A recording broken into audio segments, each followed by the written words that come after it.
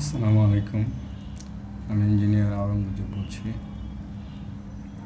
আমি বাংলাদেশের শিল্প উন্নয়ন এবং বাংলাদেশের সামগ্রিক উন্নয়ন নিয়ে কিছু কথা বলতে চাই। বাংলাদেশ একটি ব্যাপক জনবহুল রাষ্ট্র। এখানে খুবই কম আয়তনের মধ্যে, খুবই কম জায়গার মধ্যে অনেক বেশি লোক বসবাস করে। প্রায় 18 কোটি লোক বাংলাদেশে বসবাস করে। তো এই বাংলাদেশের এই জনসংখ্যা, এটা বাংলাদেশের জন্য বর্তমানে অনেকটাই আশীর্বাদ হিসেবে স্পষ্ট হচ্ছে।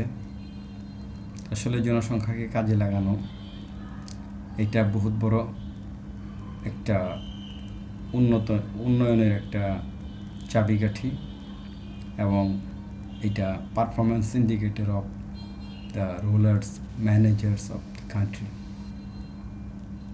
বাংলাদেশ বা প্রত্যেকটা দেশেরই কতগুলো সেক্টর থাকে। প্রথম সেক্টর হলো যে তার শিল্প, তার কৃষি, তার বাণিজ্য, তার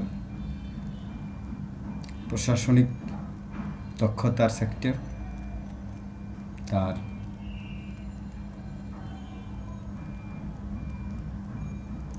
লোকজনকে সংগঠিত করার ক্ষমতা, লোকজনকে মোটিভেট করার ক্ষমতা, তার বিচারের ক্ষেত্রে ইনসাফ প্রতিষ্ঠা করার দক্ষতা, এবং মানুষের মধ্যে পরস্পর সমন্বয় তৈরি করার দক্ষতা। তো বাংলাদেশ একটি কৃষিপ্রধান দেশ। এখানকার উৎপাদনের বেশিরভাগ অংশই আমাদের কৃষি থেকে আসে, এবং আমাদের দেশের জনসংখ্যার একটি ব্যাপক অংশ কৃষির উপর নির্ভরশীল। তো আমাদের এখানে কৃষির জন্য প্রায় 3টা সিজন কাজ করে। একটা হলো গ্রীষ্ম বর্ষাকালীন সিজন, একটা হলো শরৎ হেমন্তকালীন সিজন, আর একটা হলো রবি শস্যের সিজন। তো বাংলাদেশের রবি শস্যের মৌসুমে প্রচুর রবি শস্য তৈরি হয়। এই সময়ে রবি শস্যের পাশাপাশি যেই সমস্ত জিনিস হয় সেগুলো যেমন সবজি, বিভিন্ন ধরনের সবজি উৎপাদিত হয়, যেমন পটেটো, তারপরে বিভিন্ন ধরনের সবজি, সব এই সময় প্রাচুর্য দেখা যায়।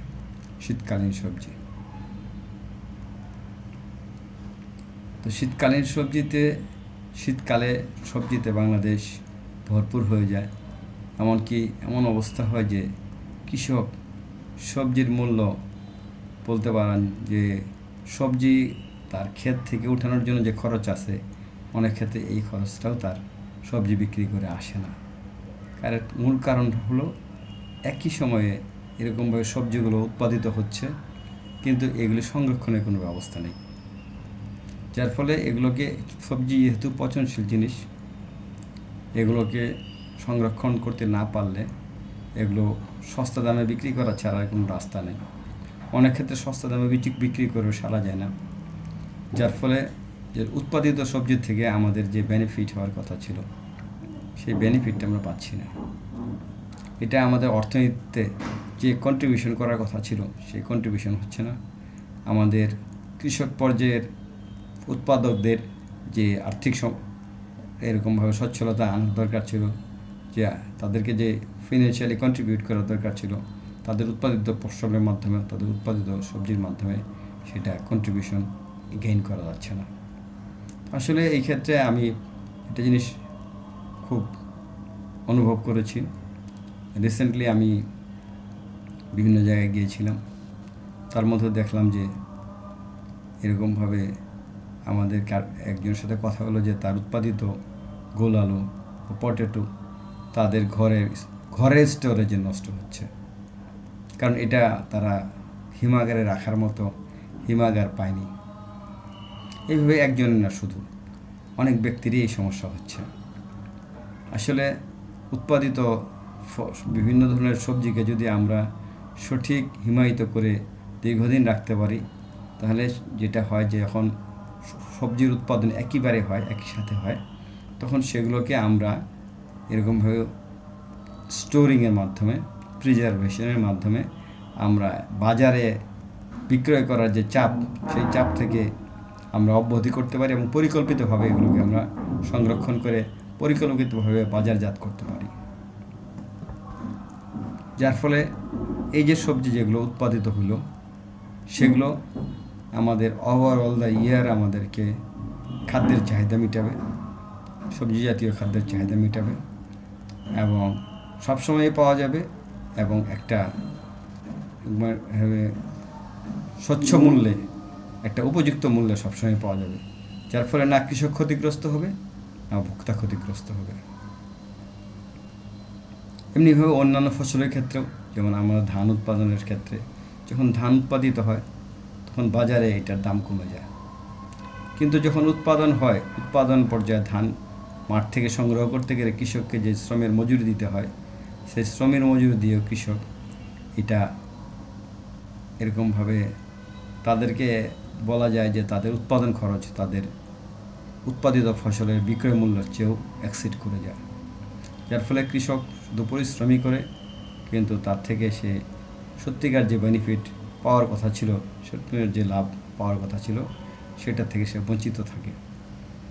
এইভাবে আমাদের এরকমভাবে ধান, চাল, অন্যান্য ফসল যেগুলো আছে, এগুলোকেও এরকমভাবে গম, অন্যান্য যেগুলো উৎপাদিত ফসল আছে, উৎপাদিত কর্ন আছে, সেগুলোকে আমাদের সুষ্ঠুভাবে এরকমভাবে প্রিজারভেশনের জন্য সঠিক টেকনিকের মাধ্যমে, সরকারি এবং বেসরকারি উদ্যোগের মাধ্যমে এগুলোকে আমরা সংরক্ষণ করতে পারলে সারা বছর ধরে এটাকে সমান মূল্যে, মোটামুটি এরকমভাবে উপযুক্ত মূল্যে সারা বছর যাবৎ বাজারজাত করা সম্ভব এবং এর দ্বারা উৎপাদক এবং এরকম ভোক্তা সবাই সমানভাবে উপকৃত হবে।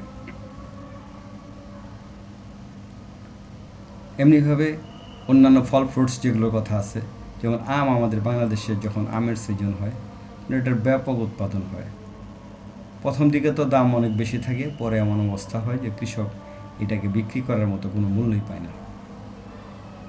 তো যার ফলে আমরা এই ক্ষেত্রেও আমাদেরকে এগুলোকে সংরক্ষণ করার জন্য সরকারি এবং বেসরকারি উদ্যোগে আমাদের এগুলোকে সংরক্ষণ করা উচিত উৎপাদনের মৌসুমে, এবং সারা বছর যাবত এটাকে পরিকল্পিত বাজারজাত করার মাধ্যমে এটাকে আমাদের এরকমভাবে ভোক্তাদের কাছে সঠিক মূল্যে, উপযুক্ত মূল্যে পৌঁছে দেওয়া সম্ভব। এবং আরেকটা দিক যেটা দরকার, সেটা হলো গিয়ে সঠিক বীজ। যদি বীজ সঠিক না হয় তাহলে উৎপাদন ভালো হবে না। আর এরকমভাবে সঠিক সার এবং সঠিক কৃষি পরামর্শ, এই জিনিসগুলো আমাদের নিশ্চিত করতে হবে। আমাদের যারা সরকারি কৃষি কর্মকর্তা আছেন বিভিন্ন ডিপার্টমেন্টে, তারা আজকে সরকারি কর্মকর্তা হিসেবে তাদের দায়িত্ব আদায় করে যাচ্ছেন।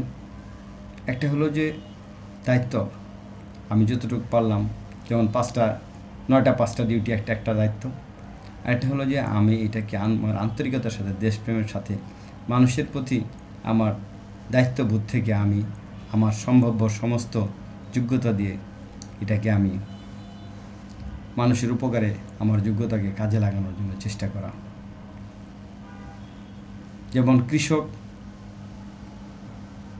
যেমন কোনো একটা থানা কৃষি কর্মকর্তা আছেন, উনি যদি নিজে উদ্যোগী হয়ে চিন্তা করেন যে এই মৌসুমের যে ফসলাদি হচ্ছে, এগুলোর ব্যাপারে যারা কৃষক আছে তাদের মধ্যে কী ধরনের এরকমভাবে কৃষি উৎপাদনের ক্ষেত্রে সঠিক নিয়ম প্রয়োগ করার ক্ষেত্রে কী ধরনের কমতি হতে পারে, তাদের কী ধরনের এরকমভাবে অসচেতনতা বা প্রযুক্তি ব্যবহারের ক্ষেত্রে কী ধরনের এরকমভাবে পিছু চলা, এইগুলোকে ওভারকাম করার জন্য তাদেরকে চিন্তা করতে হবে। কৃষকদেরকে নিজের মতো করে ভালোবাসতে হবে, তাদের তালিকা তৈরি করে তাদের কাছে নিজের উদ্যোগে সঠিক পরামর্শ পৌঁছে দেওয়ার ব্যবস্থা করতে হবে। এমনিভাবে আমাদের যারা উৎপাদিত ফসলের ক্ষেত্রে আবার যেগুলো আছে, যেমন মনে করেন পাট আমাদের একসময় এটা গোল্ডেন ফাইবার হিসেবে পরিচিত ছিল। এই পাট দিয়ে একসময় এই বাংলাদেশ, এর পূর্বেও তদানীন্তন পূর্ব পাকিস্তান পাটের এক বিশাল এরকমভাবে অর্থনৈতিক সমৃদ্ধির অর্জনের জন্য পাটকে বিশালভাবে সামনে পাওয়া গেছে।